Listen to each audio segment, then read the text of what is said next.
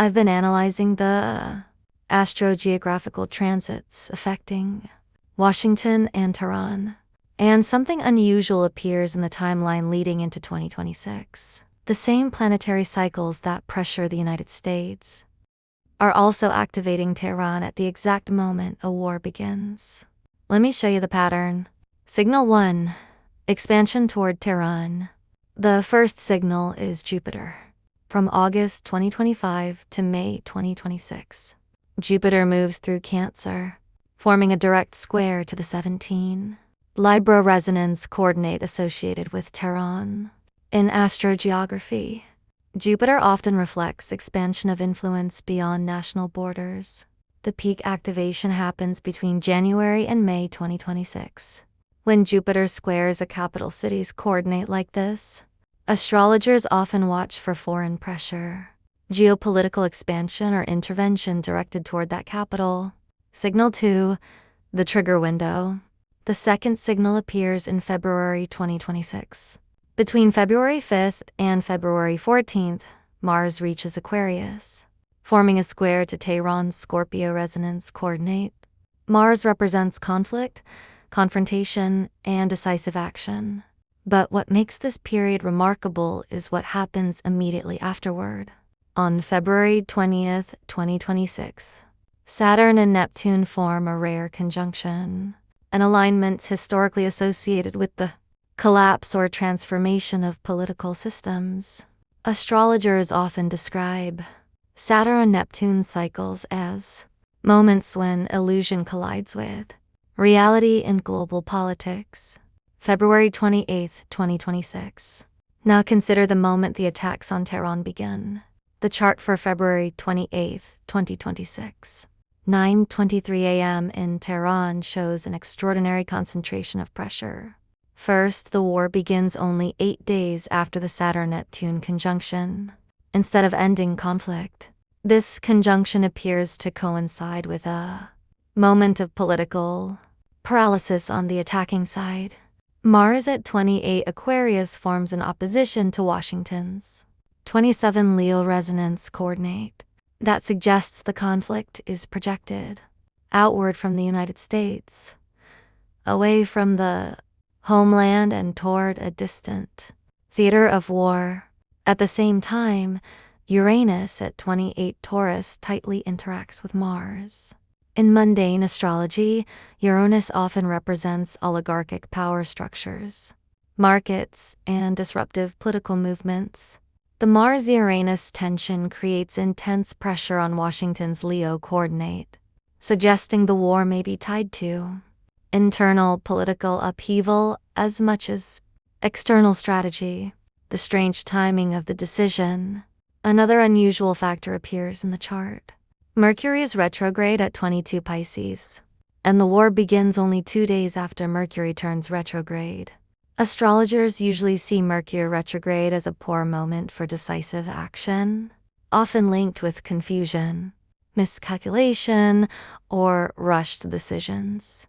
The degree itself, -22 Pisces, is traditionally associated with overexcitement, fear of losing control, and emotionally driven decisions. And exactly on that same degree sits Venus, conjunct retrograde Mercury. In symbolic terms, this alignment connects strategy and calculation with profit and resources, an unusual combination for the start of a military campaign. The pressure on Tehran. Meanwhile, Jupiter at 15 Cancer forms the tight square to Tehran's 17 Libra resonance coordinate. This is actually the strongest astrogeographical pressure directly affecting Tehran in the chart. In some interpretations, Jupiter represents the narrative of external powers, presenting themselves as protectors or liberators for the people of Iran. This transit can symbolically reflect international attention on human rights and political conditions inside the country, the emotional climate. Finally, the moon sits at 28 Cancer, at the very end of a sign. Astrologically, a moon at the end of a sign often suggests limited room for expansion and uncertain outcomes. It raises the question of whether the conflict truly achieves its intended goals. Closing, the pattern. So when I step back and look at the entire sequence the pattern becomes clear. First, Jupiter expands geopolitical pressure toward Tehran. Second, Mars and the Saturn-Neptune cycle trigger confrontation. Third, the event chart shows Washington itself under intense Uranus-Mars pressure at the moment the war begins. Astrology doesn't decide history, but it does reveal when global systems reach a moment of extreme pressure. And according to the sky above Washington and Tehran, 2026 appears to be one of those moments. Possible outcomes of the war: most likely, limited regional war, 50 to 60%. This scenario is the most realistic. What happens? Israel and the US continue airstrikes on nuclear facilities, missile bases, Revolutionary Guard infrastructure. Iran retaliates with missile attacks, drone warfare, proxy attacks via Hezbollah, militias, and Houthis. Heavy cyber warfare and infrastructure attacks continue. Why it likely stays limited? Neither side wants a global war. Strategic goals: USA, Israel. Destroy Iranian nuclear capability. Weaken the regime. Deter future attacks. Iran. Survive the war. Raise the cost of intervention. Maintain regional influence. This leads to a prolonged but controlled conflict. Experts already expect a long regional confrontation rather than decisive victory. Regional multi-front war, 30 to 40%. This is the second most plausible scenario. The conflict spreads across the Middle East. Possible fronts: Lebanon. Hezbollah launches large missile attacks on Israel. Iraq. Syria. Iranian militias attack US bases. Yemen. Houthis strike Red Sea shipping. Persian Gulf. Attacks on oil infrastructure and tankers. Economic consequences: oil price shock. Strait of Hormuz disruption. Global inflation spike. Iran historically survives external attacks by becoming more authoritarian, not collapsing. So regime change is possible but uncertain. The real danger: crises overlapping.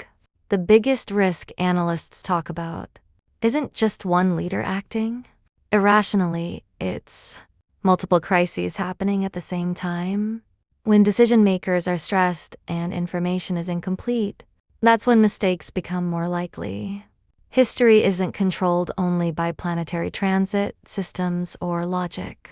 It's also shaped by people, emotions, fears, ambitions, and sometimes reckless decisions. Donald Trump, US leadership factor. Personality, decision style, impulsive and risk-tolerant. Trump often favors fast, decisive action, sometimes bypassing conventional bureaucratic deliberation. Deal-focused. He tends to view conflicts through the lens of negotiation and leverage, sometimes underestimating military and geopolitical consequences. Image and political survival. Trump is highly motivated by personal reputation and political standing, often making decisions that appeal to supporters rather than technocrats. Short-term thinking. Strategic patience is not his strong suit. He may act to create immediate tactical gains, without fully accounting for long-term escalation, potential implications in Iran's aerial context. Trump's decisions could favor demonstrative military strikes, especially if he believes it strengthens political legitimacy. Risk: escalation due to misreading Iran's response or allies' positions. Risk management tends to rely on personal judgment and advisors' loyalty, not necessarily institutional checks. Israeli leadership current patterns. Prime Minister Benjamin Netanyahu. Current Israeli PM assuming similar traits to Netanyahu for 2026 scenario. Personality, decision style, Highly strategic, risk-aware. Israel's leadership tends to plan military action carefully, using intelligence and precise operations. Security-first mindset. Threat perception is extremely sensitive, particularly regarding Iranian nuclear capability and proxies like Hezbollah. Political calculation. Domestic politics often influence timing. Leadership seeks to balance security needs with coalition stability. Public communication. Israel emphasizes deterrence, projecting strength to both allies and adversaries. Potential implications in Iran-US context. Israel is likely to coordinate with the U.S., but may act independently in response to perceived imminent threats. Risk. Preemptive strikes could trigger regional retaliation. Iran. Militias, proxies. Israel is generally risk-averse regarding full-scale war, preferring targeted, precise operations. Higher-risk scenarios. Scenario 1. Coordinated but controlled operations. Trump authorizes surgical strikes on Iranian nuclear military sites. Israel acts in coordination, targeting complementary assets. Both sides maintain limited, controlled escalation, with diplomatic pressure to prevent proxy escalation. Human factor risk.